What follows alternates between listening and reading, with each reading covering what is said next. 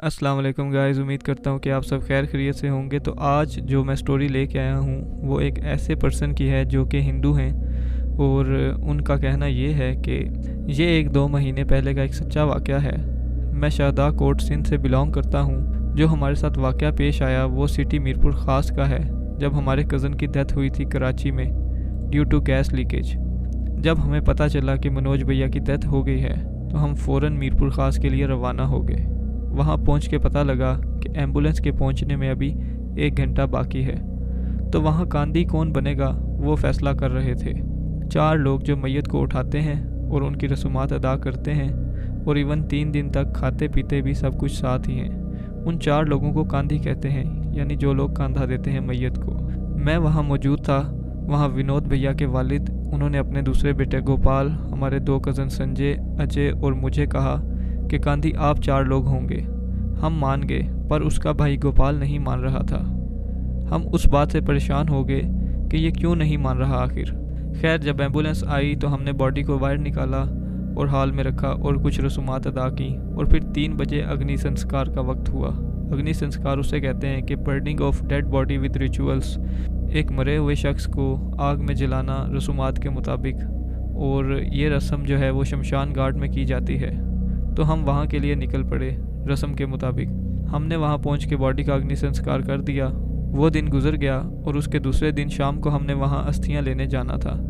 अग्नि संस्कार के बाद जो हड्डियाँ वगैरह बच जाती हैं वो हम जमा करके किसी रिवर या लेक में डालते हैं, तो उसे हम अस्थियाँ कहते हैं। मुझे तब पता चला कि मीरपुर ख़ास के रस्म व रिवाज सबसे अलग हैं, क्योंकि हम अस्थियाँ 12 दिन के अंदर अंदर ही डाल देते हैं रिवर में, वो भी हमारे पंडित की मौजूदगी में आखिरी रस्मात के मंत्र के मुताबिक।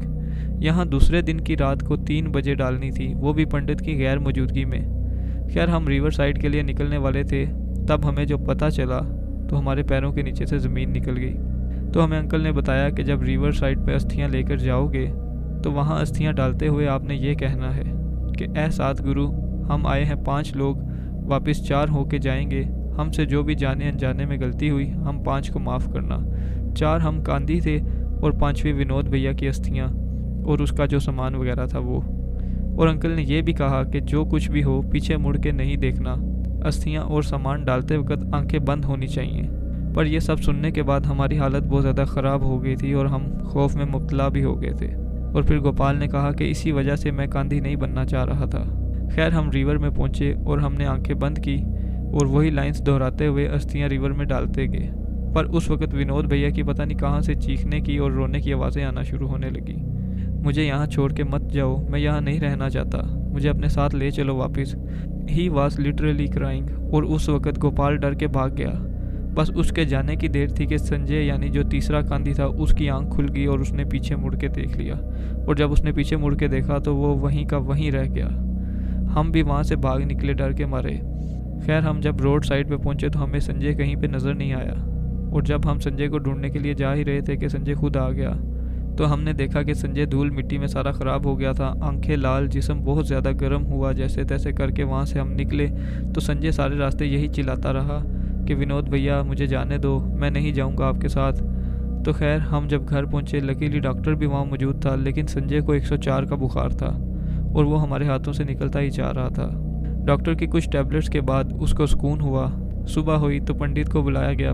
जब उसने संजय की हालत देखी तो उसने बोला कि इसने विनोद को देखा है, जिस वजह से इसकी ये हालत हो रही है। तो पंडित ने बोला कि संजय के हाथों से मिठाई और गंदम का आटा गरीबों में दान कर दो। दान का मतलब होता है खिरात करना उर्दू में। हमने वही किया, लेकिन संजय का बुखार नहीं टूट रहा था। और फिर पूरे 6 दिन के बाद संजय ठीक हुआ।